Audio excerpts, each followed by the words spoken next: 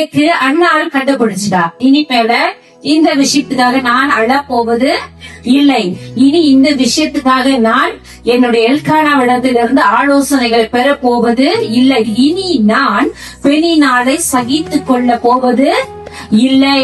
இன்றைக்கு அழுதுருக்கனா, இதுதான் என்னுடைய கடைசி கண்ணீரா இருக்கட்டும் என்று சொல்லி வருஷம் செய்ய வேண்டிய காரியத்தைக்கு அப்பாற்பட்டு ஒரு விஷயத்தை அவள் அந்த நாளிலே செய்கிறாள். சாப்பிடவில்லை, அழுது கொண்டு வந்து நின்று தேவனுடைய சந்நிதியிலே நிற்கிறாள். பிரியமானவர்களே, ஒரு சில நேரங்கள்ல சில பிரச்சனைகள் நம்ம அதிகமாய் தாக்கும் போது நம்மளால பேச முடியாது. கவனிச்சிருக்கீங்களா? இல்ல, கட கட கட எப்போது பேசுறவங்க மத்தியில் இருக்கிறாங்க எனக்கு தெரியும். ஆனா சில பேர் நம்மளால பேச முடியாது. ஏன்னா அந்த அளவுக்கு ஒரு தாக்கம் இருதயத்துல, அந்த அளவுக்கு ஒரு தாக்கம்.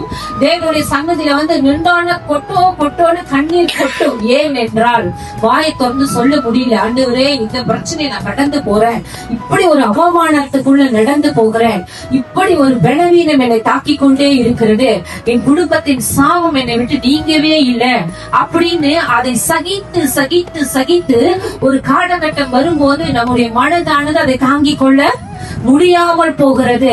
தேவ சமூகத்துல வந்து நிக்கும் போது வாய் திறந்து சொல்லவே முடியல, அழுது கொண்டே இருக்கிறோம். அதே போலதான் அண்ணாளும் அங்கே அழுதாள். நீங்க என்ன நினைக்கிறீங்க? அந்த இடத்துல தேவன் அவளை சந்தித்தார். ஹல்லேலூயா.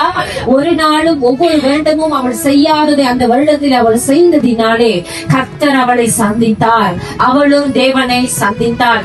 9 மாதங்கள் கடந்து அவளுக்கு ஒரு பிள்ளை குழந்தை பிறந்தது. ஒரு தீர்க்கதரிசியை தேவன் அவளோடு கொடுத்து அவளுடைய கண்ணீரை மாற்றினார், அவருடைய கண்ணீரை மகிழ்ச்சியாக மாற்றினார். ஹல்லேலூயா. இது எப்படி நடந்தது என்றால், இதோ அவள் இன்றைக்கு நான் கர்த்தரை சந்தித்தாக வேண்டும், இன்றைக்கு நான் வீடு போறதுக்குள்ள என் ஆண்டவரை நான் பார்த்து விட்டுதான் போகணும் என்று ஒரு முடிவு எடுக்கிறார்.